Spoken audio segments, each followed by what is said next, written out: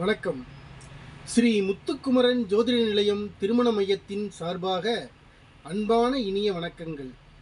தொலைபேசி எண் 9952374078. எல்லோரும் எல்லா செல்வங்களும் பெற வேண்டும் என்பதே எங்களின் தாரக மந்திரம். இன்று நாம் இந்த பதிவில் என்ன பார்க்க போகிறோம் என்றால், கரணங்கள்.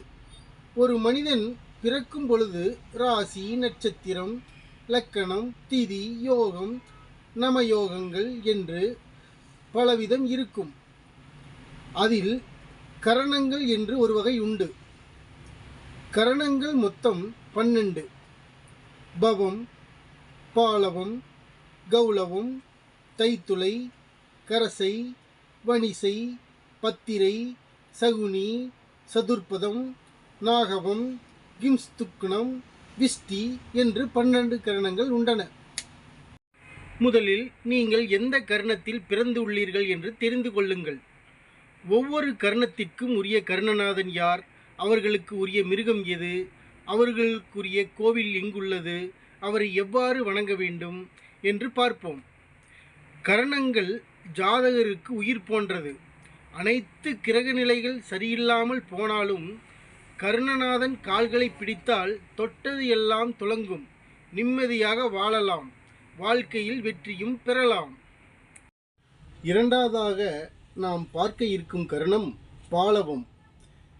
நீங்கள் பாலவம் கரணத்தில் பிறந்திருந்தால் உங்கள் ராசிநாதன் ராகு பகவான். உங்களுக்கு யோகம் தரக்கூடிய மிருகம் புலி. செல்ல வேண்டிய திருத்தலம் சபரிமலை.